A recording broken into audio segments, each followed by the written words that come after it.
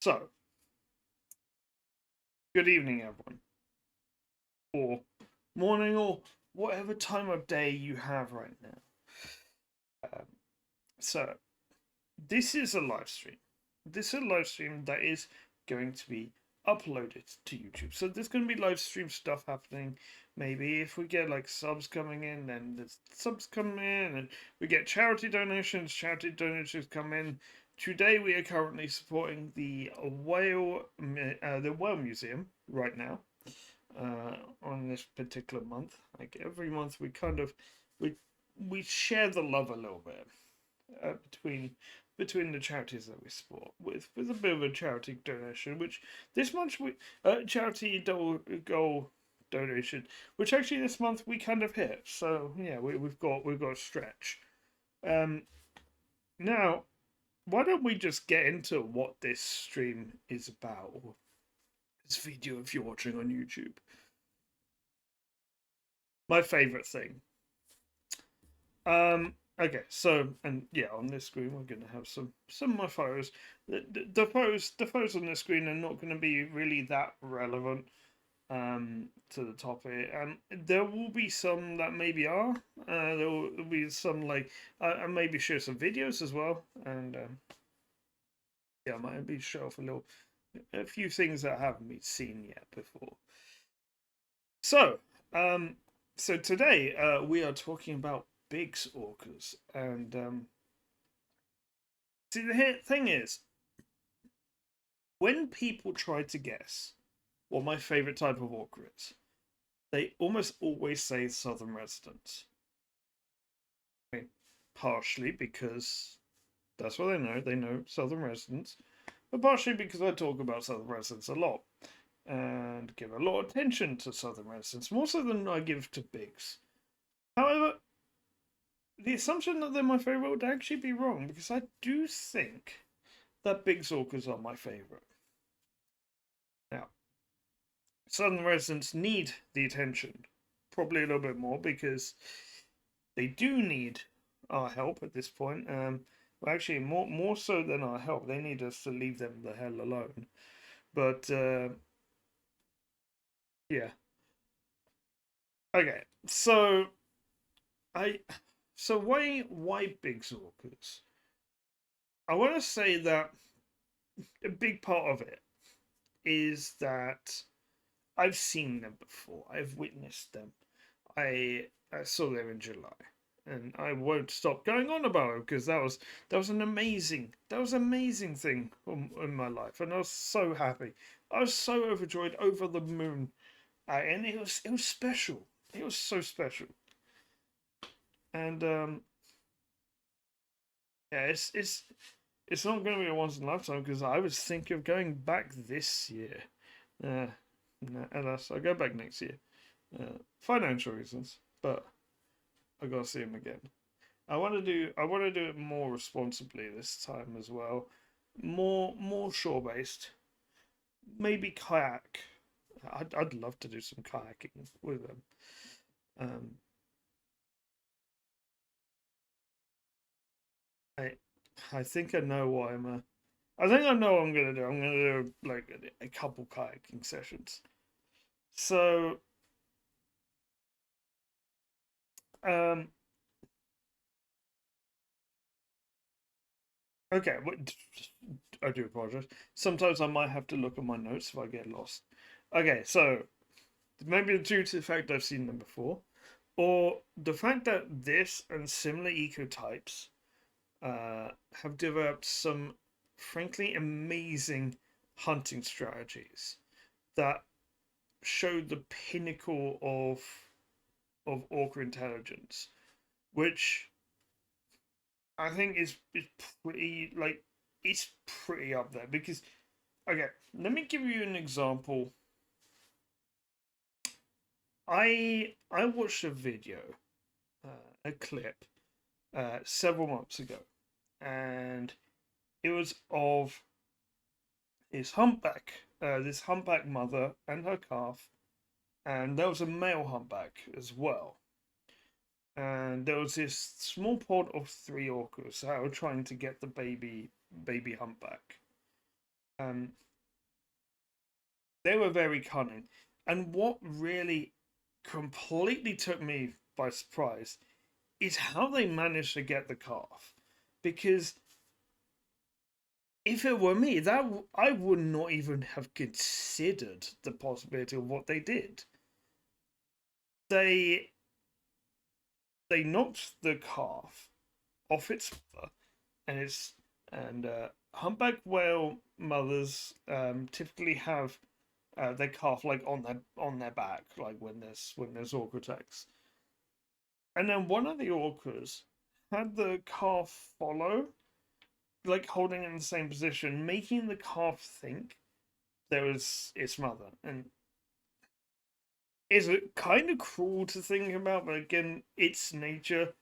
And I guess, again, like, it's showing the pinnacle of their intelligence. And I do believe the orcas involved were Californian transients. Um, we'll get into Bigg's transients in a little bit.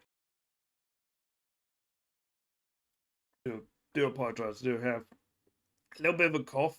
The second I press the live button, apparently I have a cough. I don't know where that came from, but it did. We'll just get through it. Um, so I saw these big orcas having a playful side that I would most often associate with resident orcas, and I actually have a um, video example. I will have to mute it. It's one of my it's one of my no, I don't want to say famous videos, but it's one of the ones I've shown quite a bit. Let me get the capture up.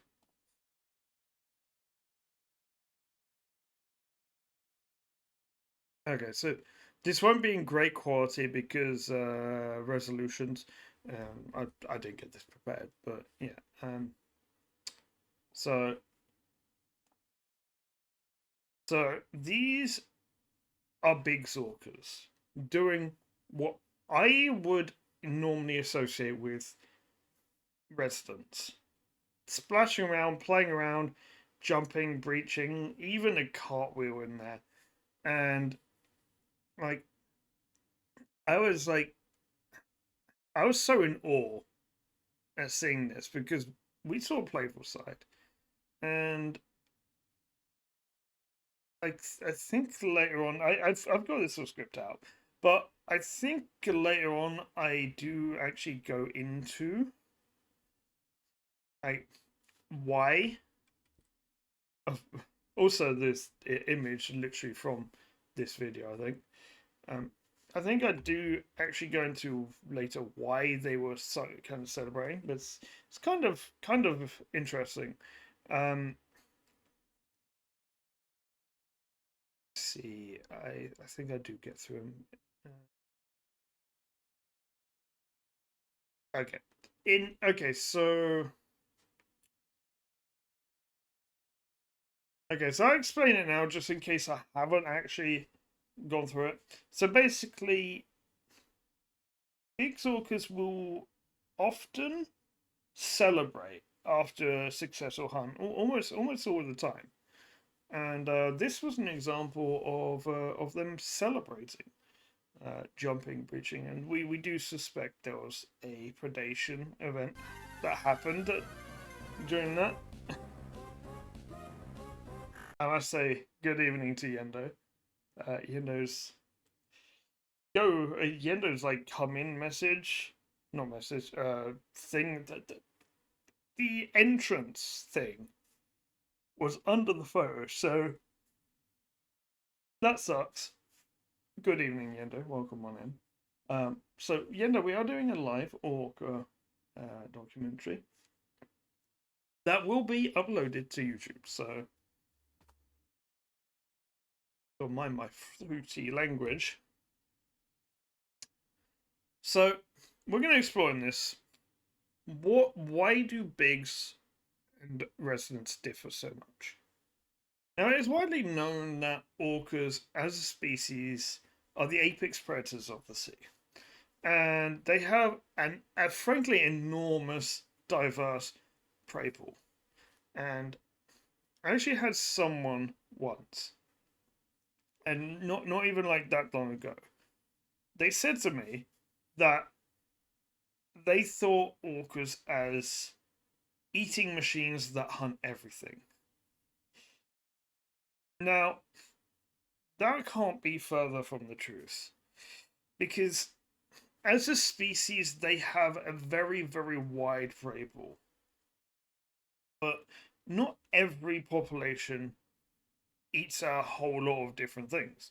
There is no population in the world that eats everything on the orca menu, because they're so different and so specialized.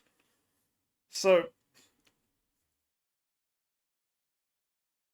each individual group or pod of orcas are kind of fussy.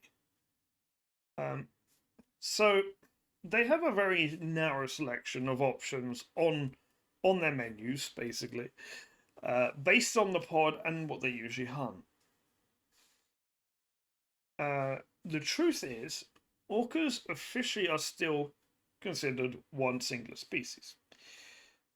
However, there have been movements to categorize at least southern residents and Bigg orcas as two completely different species, and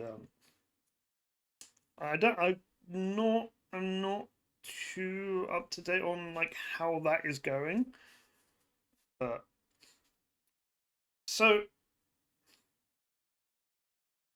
they are what is described, well, what some people would describe as a species complex.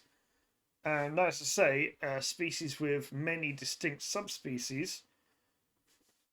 And in orcas, we call these ecotypes. And ecotypes are distinct groups of orcas called communities who do not interact, interbreed, communicate, or associate at all with other communities. They don't even speak the same language.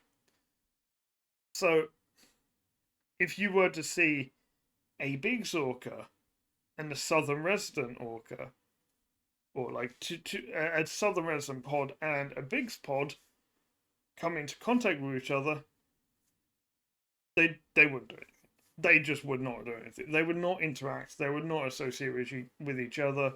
They would just pass each other and go on their way.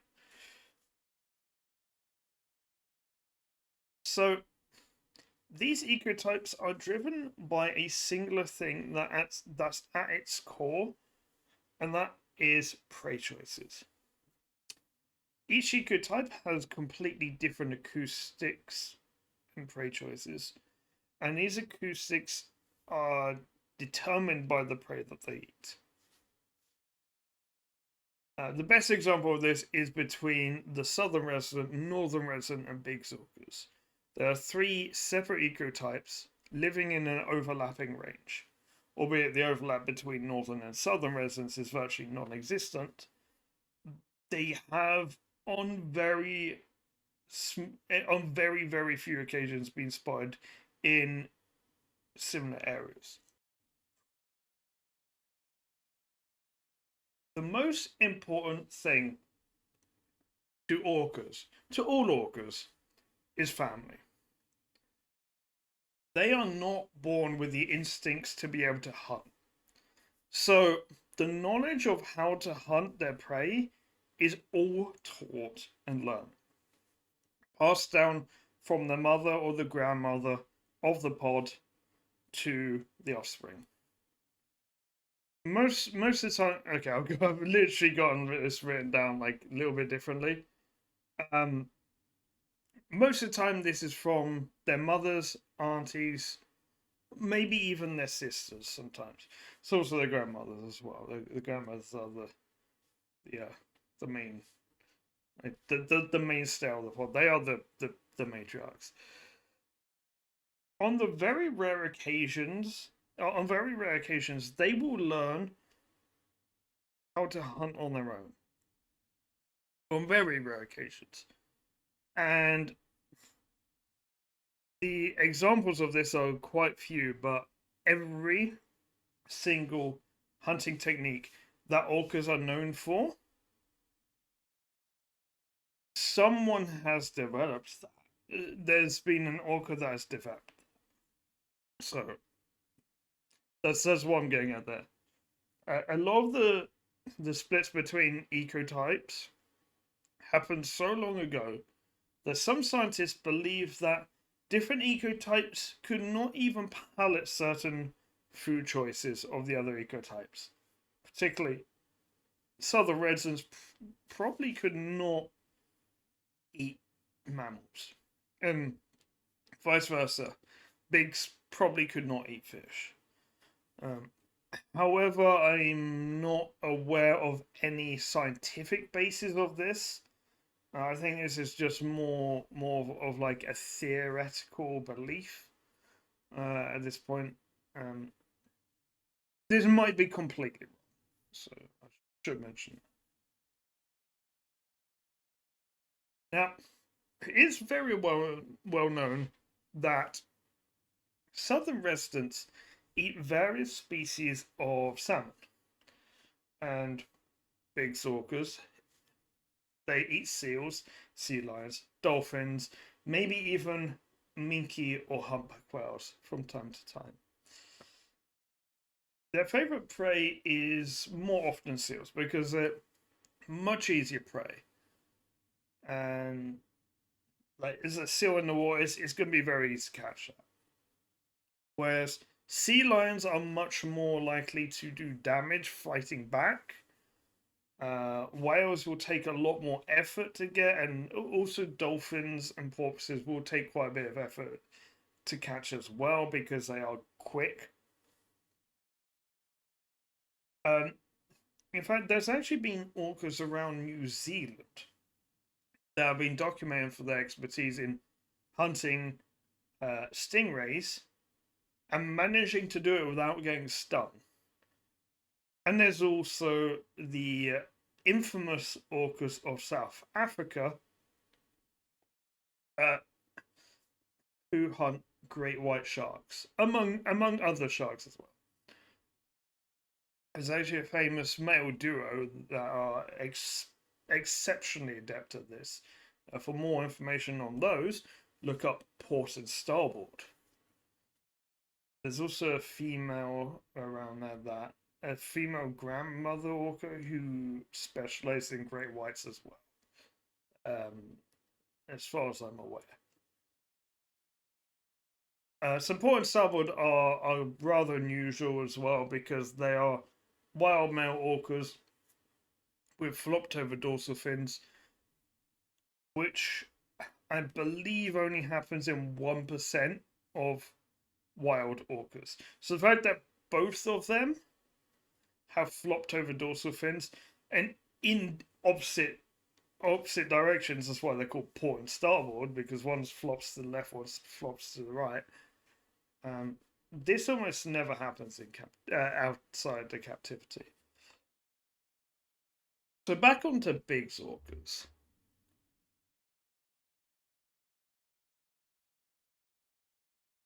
So Bigg's orcas never actually used to be called Bigg's orcas. Yet they used to be called transients. And they started being named Bigg's orcas when the theory of them being a separate, distinct species started to finally gain traction. Bigg's orcas are named after what most orca researchers consider the grandfather of orca research, Dr. Michael Bigg, who pioneered the photo identification method that's now used for not just orcas but also other species of cetaceans as well. Um, they can even tell grey whales apart, which I could not. Um, so he pioneered a lot of things, and they were formerly named Transient, and really that name's outdated because the Bigg orcas are actually the most commonly seen orcas in the Salish Sea now, and it's not even close. Like last summer, almost daily, Bigg orcas were seen. A few times, southern residents were seen. Well, I mean, more than a few times, but you get the comparison. What makes Bigg orcas special is, as we mentioned earlier, their prey choice. Now, a reminder that they hunt marine mammals. Marine mammals, dolphins, tend to have an extremely good sense of hearing, and orcas will mostly use echolocation to locate their prey. And although they've got really good eyesight, the water can sometimes be quite murky and they won't be able to see their prey, so they'll have to use echolocation. But and they also use a lot of vocalizations to communicate and coordinate. In Bigg orcas, however, this isn't the case. They're very, very quiet. They're not noisy at all. They don't often make noise, and the amount of recordings of Bigg orcas, audio recordings, is actually not a lot. There's not a lot. I really couldn't find that many like examples online. I mean, I've got a perfect example one. Um, However, that comes from the Whale Museum adoption, which I'm not gonna. Since this is going to YouTube, I'm not going to be playing it on this video. But a pod of Bigg orcas could pass by a hydrophone, and you'd never know it because they're that quiet. They just would not be speaking, and they are they are quiet and learn to be quiet from a very young age. Actually, only making noises when socializing. This makes it even more impressive that they are able to find and hunt prey as effectively. They use the element of surprise and are very stealthy when hunting their intelligent, acoustically adept prey, such as seals, sea lions, dolphins, porpoises, whales. And because they're so quiet, it kind of shapes their social structures as well. And their acoustics are also wildly different from southern residents. The two ecotypes could not understand each other vocalizing. So this stealthy approach impacts the Bigg's acoustics and social structure. Southern residents can often be found in large groups. A pod.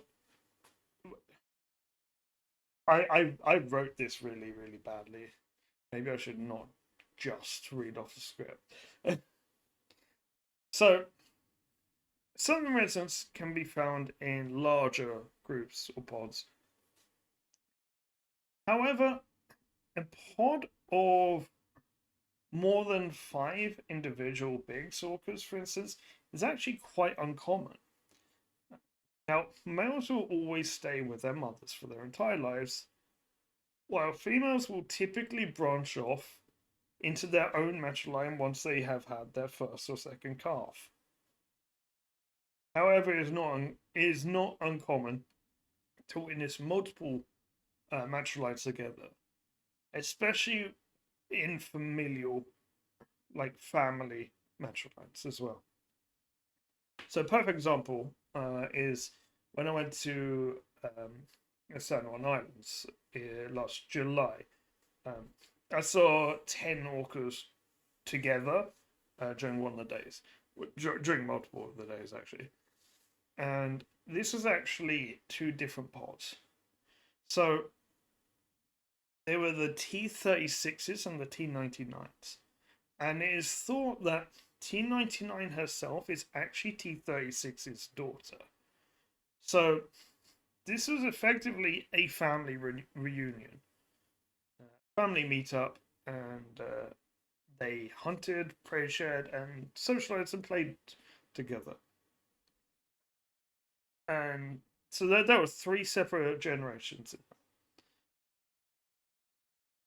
Researchers have come up with a term for when there are at least three matrilines of Bigg's orcas that come together, and they're called tea parties, which is kind of funny because the T stands for transient because they used to be called transients. Now they're called Biggs. Now, something else that's different between residents and Biggs is that residents, when they're given a alphanumeric designation, it's their pod and then whatever the next number is. So, as a recording of this video, the most recent orca is recent orca in the southern resident community is J62.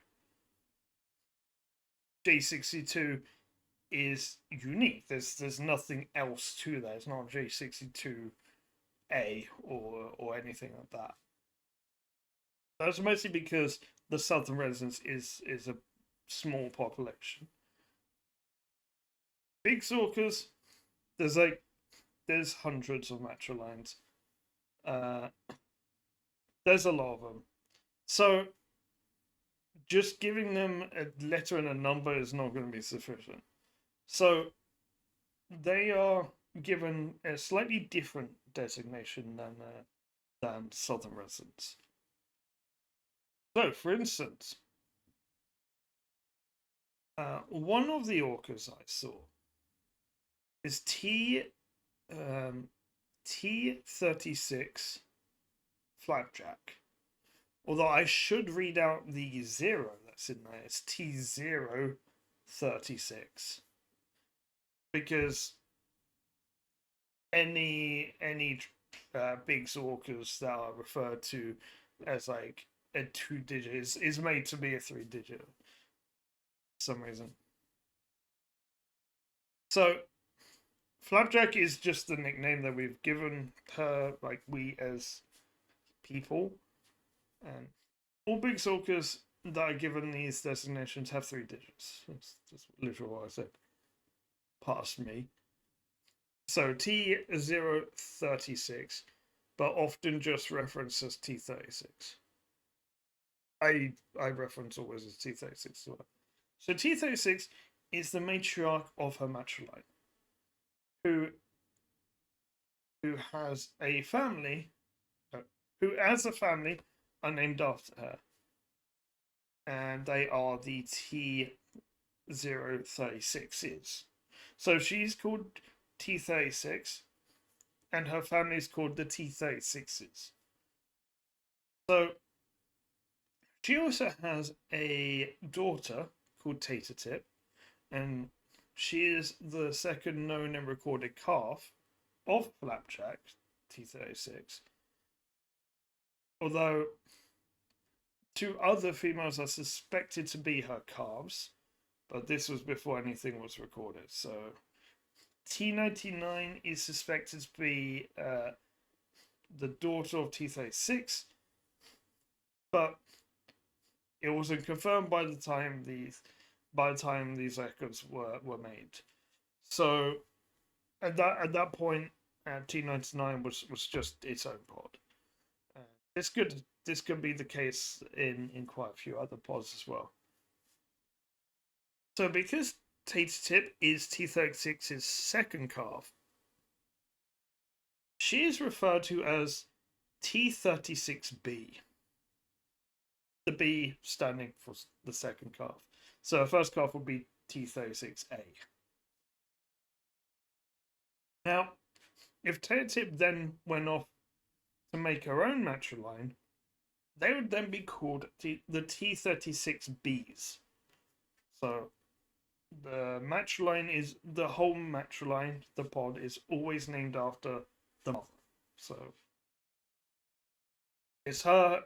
It's it's her group basically. T36s, T36Bs, T99s. So T36B has had 4 calves. They are referred to as T36B1, T36B2, T36B3, and T36B4. One of them, Botia, I hope I'm pronouncing that right, is referred to as T36B1. So that means that she's the first calf of T36B. And T36B is the second calf of T36. So Botia, T36B1, had a calf in early January 2025. This calf is named T36B1A. So the letters and numbers will always alternate between whether letters or numbers. And the order is always the order is like descending. So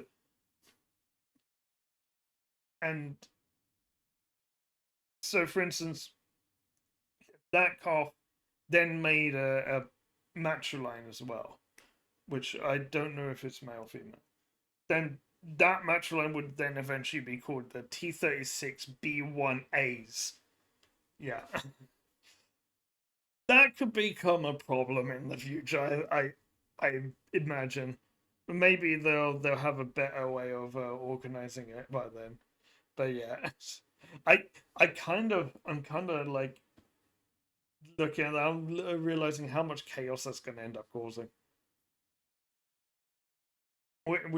We might need a better system for that, like in the future, because we're gonna have like 50 letters and numbers. But yeah, so that's how they're referred to now.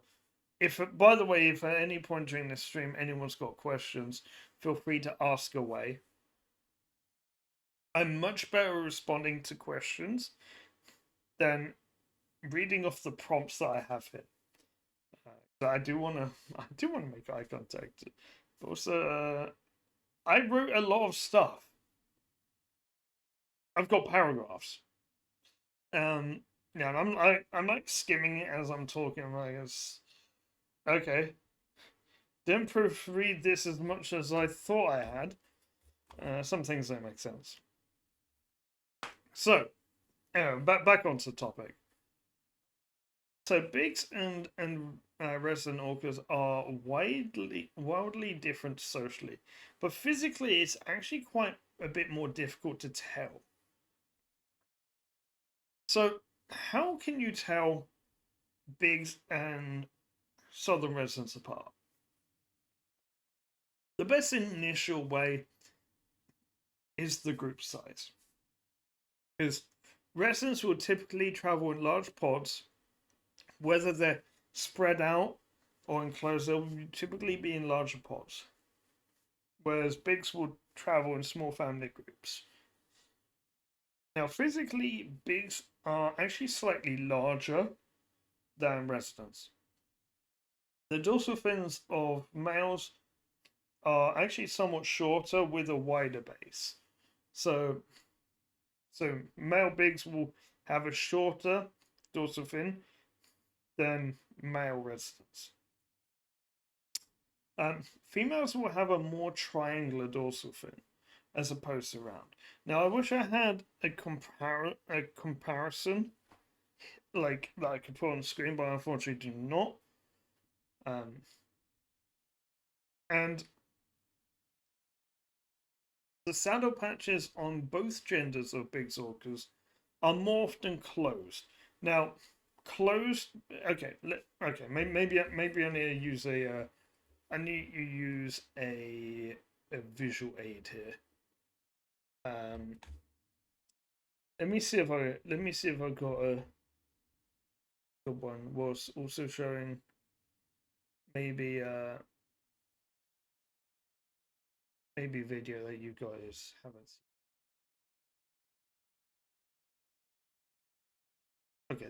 Okay, this is really good video. This is a really good video.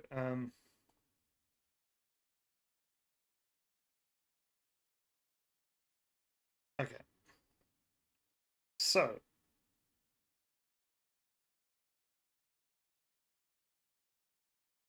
is this Holly? So I'm going to okay, it's not Holly. So by the way, this is one of those orcas in that family group I was mentioning. So what is a saddle patch? Let me see if I can get a better one which isn't obscured by the light. Need another surface. Otherwise I'll look up a photo that I might have. Although I like showing off the video.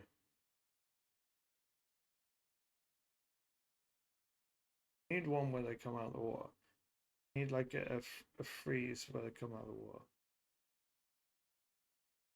Ask me, that's not going to help if you zoom out. Zoom out. No one sees anything. Let's see if can I skip.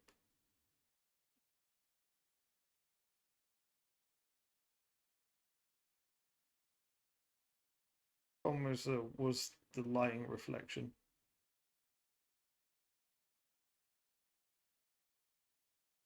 I mean, enjoyed the video, by the way.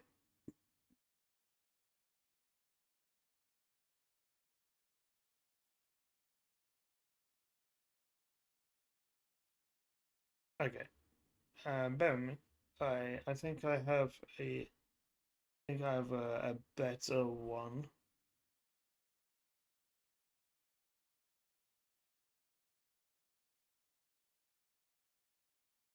Let me see.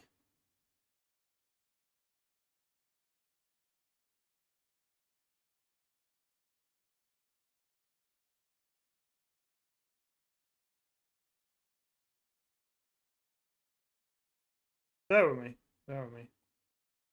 Oh no, it'll be this one possibly. Lighting was better on this. Okay, this is all this to explain what a saddle patch is and what a closed or open saddle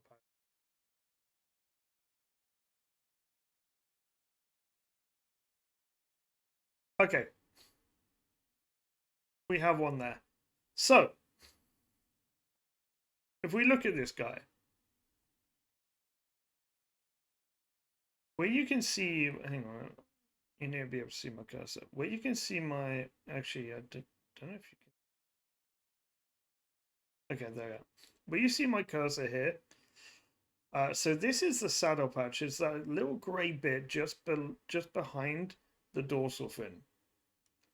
And what a close one in. This is a closed one. One open one looks like is that it has some black in the middle of the grey. So this one's got a closed saddle patch. I don't think I got any that have an open saddle patch, but those are more often southern residents that have those.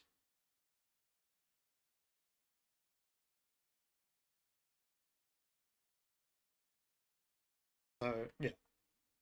Once again, if you got any questions, do let me know. I'll answer them.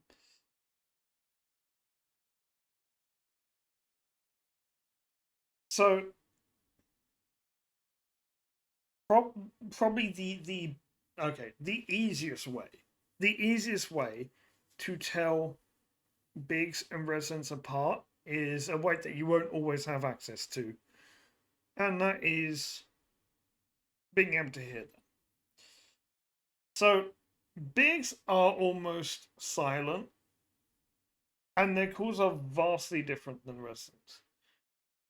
Residents are always noisy. Residents are always talking, and you can tell which pod is which as well by the calls quite easily. And I mean, if you got trained it, that's if you know what they sound like. Whereas Biggs, like you probably won't even hear them. Oh, I wrote a whole paragraph for this. So this is what I wrote. I wrote that now this is where I'm anticipating a question. What happens if a southern resident and a Bigg orca meet? Since they inhabit the same geographical areas, it likely happens way more often than we think. Yeah, it happens quite often. Most likely. So the truth is, the instances of this happening are very rarely seen, and even less often is any visible reaction. The two ecotypes simply just ignore each other. They also seem to avoid being in the same area. Now, my theory. So this is my theory: is that they speak different languages. So we know this to be true.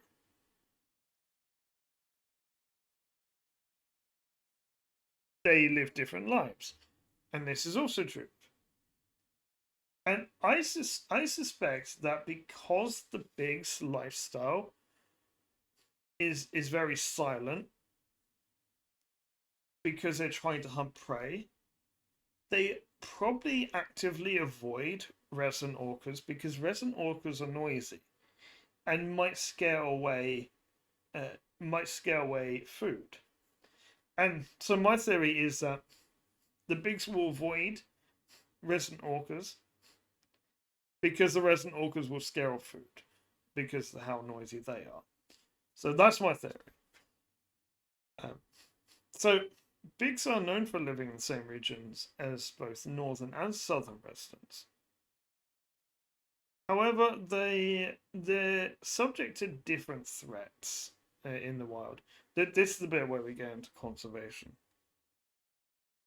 So there are threats to Bigg orcas, but Bigg orcas are currently thriving. However, that's not to say that they always will be. So we still have to keep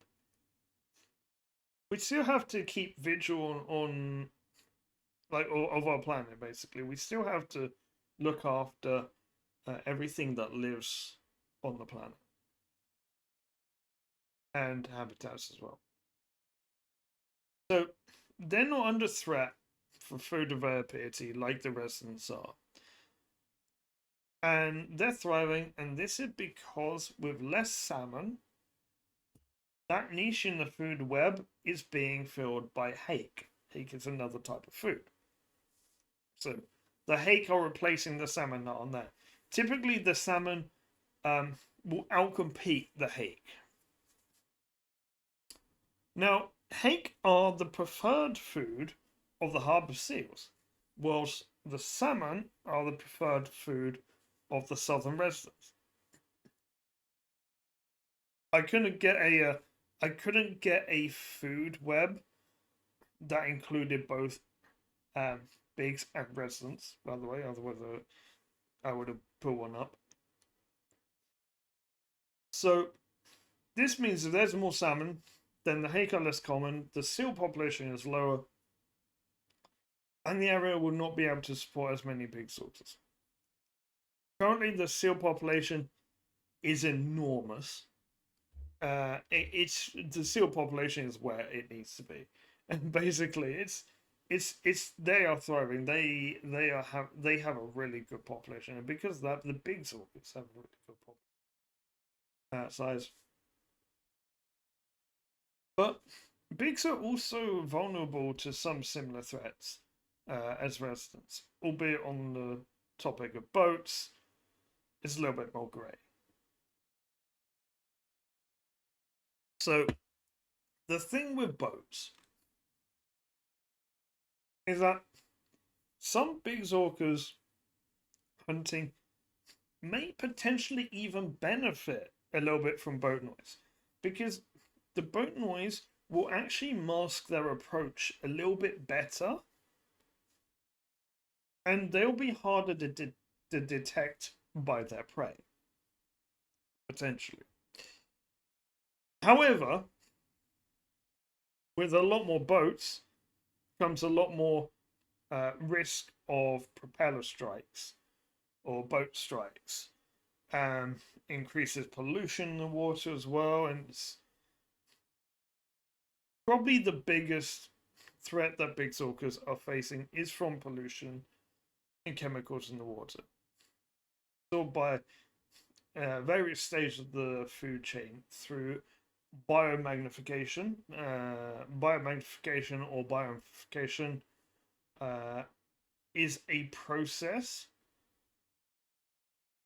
Is a process which I'm going to explain in a second. I'm just looking through my notes. Do I actually explain it or not? Because I always get two terms mixed up. So biomagnification, bioamplification, those two are the same. And this is when a predator consumes toxic substances due to their prey having toxic substances in their body. This is not to be confused with bioaccumulation, which is also present in big orcas. Bioaccumulation is a gradual buildup of chemicals or toxic substances in an individual, and this can often lead to female orcas of both ecotypes losing their first calves due to the toxins of their lifetime until then being passed through the milk to the calf. And this also reduces male lifespans as well, because there's no way for the males to offload these toxins, unfortunately. So that's what makes big orcas vulnerable to toxins. So I realized I did not write a super long script. This is actually quite a, I mean, I want to say a shorter one than usual. I've only done one other Orca documentary. So Yeah.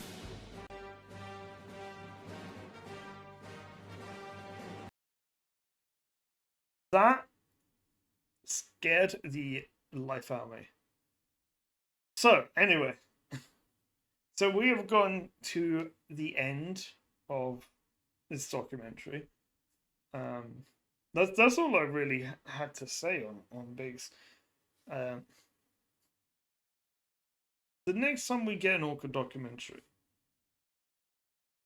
it's most likely going to be on the story of Luna and Springer, two orcas who had very similar stories, but with two very different outcomes. One's a southern resident, one's a northern resident. I've got this thing here. I've got this thing here on my script that says show footage.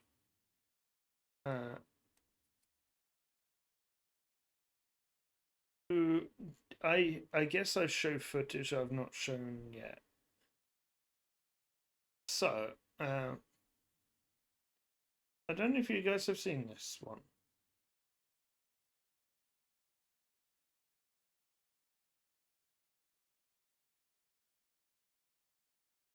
Actually, maybe I should.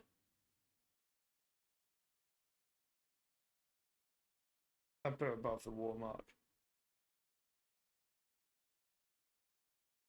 Yeah, do apologize for the shaky camera. I mean, I was on the boat. It's difficult to hold it still. Like I was one-handing the camera as well. Yeah, these are big orcas. They're the only orcas I saw. So these are two females, by the looks of it. And it seems like they are waiting for the rest of their pod to catch up. And you'll see the proof of that because they start moving, and here the rest of them come.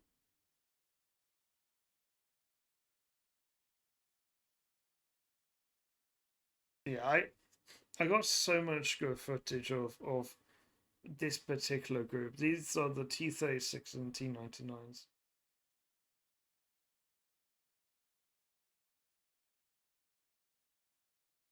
Might not be more orcas in this. But yeah, so there was. There wasn't. I got off just before there was. Okay. So I'm gonna mark this. So that's gonna be the end of the YouTube portion. So um anyone that sees this as an uploaded video, hope you enjoy.